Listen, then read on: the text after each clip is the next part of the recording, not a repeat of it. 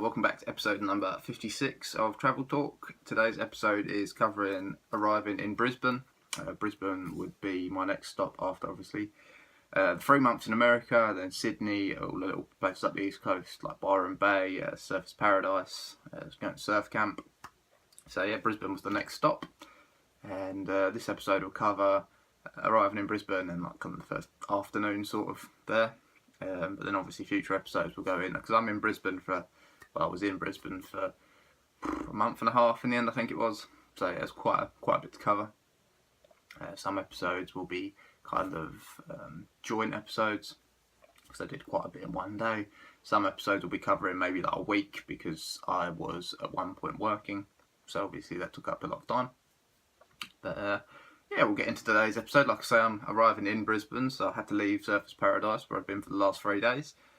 Really enjoyed Surfers, but was leaving now, heading on to Brisbane. Jumped on the local bus again, which was the bus I'd been using to get up the east coast. It's a really effective, really cheap way to travel, and it obviously meant I could see all the places I just mentioned, which was great. Got on the bus about 9 o'clock. To travel to Brisbane took about an hour and a half, 2 hours maybe. So yeah, we got there about 11 o'clock. And yeah, arriving in Brisbane, first thing you notice is it's a lot more like a kind of big city again, much like a Sydney, kind of a smaller version of London, I suppose. A lot of big buildings, a lot of kind of landmarks and such, so it did feel like a lot more of a city than I'd been used to the last few places I'd been to. Made the 15-minute walk from the bus stop to the hostel I'd be staying in, which was, if I could remember the hostel name, I'd say it. But a really nice hostel. Was it called Bunk? Bunk.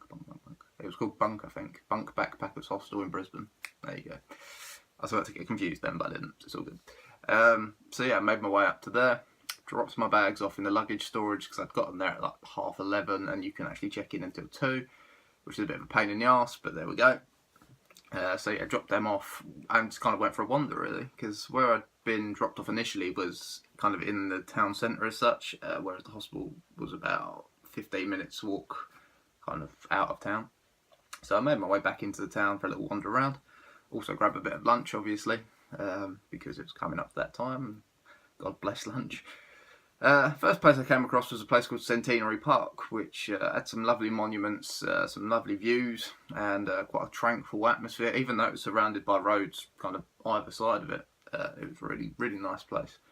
I kind of sat down in there for about half an hour and just kind of considered what I wanted to do while I was in Brisbane, what I wanted to achieve, and kind of looking back on what I'd already done, and yeah, just kind of reminiscing a little bit, I suppose. Which is nice, you know, looking back on what you've done. Took a selfie as well, because apparently that's what I was doing, taking selfies. Moved on from there, walked past Anzac Square, which I saved for like another day because I didn't want to do everything at once, because Brisbane, from what I could understand, it was kind of in the city centre, but once you'd done that, there wasn't much else to kind of do. So I didn't really want to cover all my bases at once, and that meant, you know, kind of saving things to different times. I didn't know at that time that I was going to be there for a month and a half. So yeah, it's kind of pacing myself a little bit, I suppose. But Brisbane is the main part of Brisbane in the city centre. There's a lot of shopping malls. Like, I think I counted about 4 or 5 on like the first road I went down. So yeah, there was a lot of shops, and a lot of it was very expensive. A lot of it was all like the bigger name shops. It was not my cup of tea. My shops were like Woolworths, because Woolworths there is like a Morrison's of England. You know, they sell cheap food.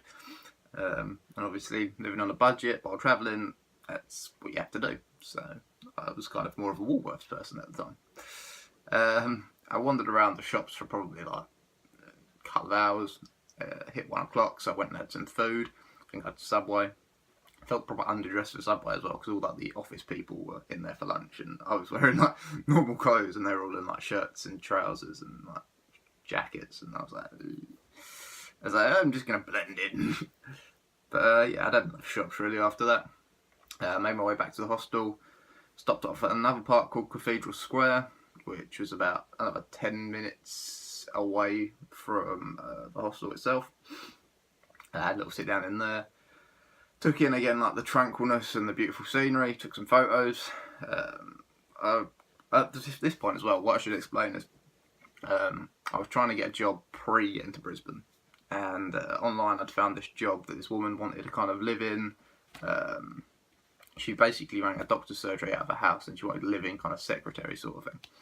And all it would be is kind of like a lot of computer work, answering phones, a little bit of cleaning around the house, nothing like major, but definitely something that I'd have liked to do. So I contacted her while I was in Sydney still, which was obviously quite a while back, and sounded fine, sounded good. She said, give me a ring when you're in Surfers, see what she says. So I rang her when I got to Surfers, no answer, wouldn't reply. So okay, lovely. Give it another day, I rang her again, no reply.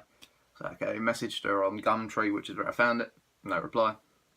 And finally rang her again that day when I'd gotten to Brisbane, and again no reply. So I'd basically given up on her, which was a pain again, because it was something that would have been quite good, I think. But, you know, these things happen, and I suppose it wasn't meant to be, so it's all good. So yeah, after that had been dealt with, made my way back up to the hostel because it was approaching 2 o'clock. Checked in to the hostel, into my 8-bed dorm, which was going to be oh such fun, obviously. It's an 8-bed dorm. It's something to look forward to, I tell you. The stories. But yeah, I got some Wi-Fi and headed up to the room. It was a nice room. It was 4 beds, 4 lots of bunk beds in the room. There was 2 either side. There was a toilet on one side and a kind of shower block on the other side.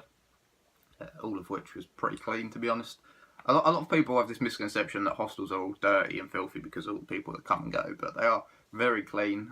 This one, the bunk hostel, was very clean. They had a cleaning team that went around every day, so it always meant it was hygienic. And yeah, I had no complaints about it really. And basically, you had a plug next to your bed as well for charging things. You had a little shelf, so it's really a nice little room, to be fair. So yeah, I enjoyed it, to be honest. It was quite a nice room. It was nice at the time because no one else was in there, because when I was checking in, everyone was already out doing other things. It was when people came back or checked in that it got fun. But yeah, I put all my stuff away, popped my bag down under my bed, charged my phone, charged my laptop, came up to about 5 o'clock in the end because I had a little sleep as well. Went out. Chinatown, ironically, was right next door to the hostel, which is really handy. Went and did a little bit of exploring.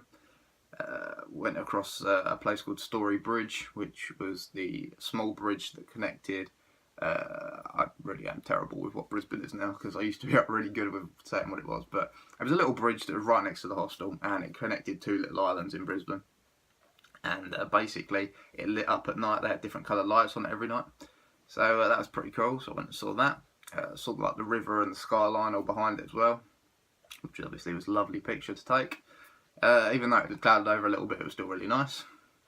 By now, I was getting hungry, so there was it's a weird little place, Brisbane. It went my hostel, then Chinatown, and then next door to that there was a McDonald's, a Domino's Pizza, and a load of little shops, which is really handy. Now obviously Domino's is very cheap, so I decided I was going to have dinner there. It's $5 pizza before 9 o'clock, so you get a full-size pizza for $5, which again, when you're on a budget, very good. It's safe to say that after I'd eaten that, I was pretty full, and food wouldn't be needed for quite a few hours to come, which was good because I wasn't really eating breakfast when I was in the hostel, I'm not gonna lie. So for a month and a half I didn't eat breakfast, which sucked a little bit. With that done, made a quick call home to talk to my mum, let her know I was safe and I'd got to the hostel, got to Brisbane, blah blah blah. And yeah, it was obviously it was really nice, got settled in quite quickly, and I was enjoying Brisbane already. And on a slightly different note to that, I did actually manage to get myself a job interview for the next afternoon for a charity fundraiser thing, which wasn't really my cup of tea, but obviously I needed a job, so was going to go along to that. It was nice to be given another opportunity. And yeah, I spent that night, I think, watching Netflix in the dorm room, and yeah, had an early night because it's been quite a long day in the end. So yeah, that was the first day in Brisbane. Brisbane was it was going to be a fun time. It was going to be a fun time overall, but we'll get to that in future episodes. It gets interesting, don't worry. But yeah, hopefully you've enjoyed today's episode of getting to Brisbane, and hopefully you'll enjoy the photos I put on at the end. with the swanky bit of music next to them as well, which is always handy. And if you have liked, obviously leave a like, subscribe for future content. I do film reviews as well, so multitasking, that's what I do. And yeah, I'll catch you next time. So yeah.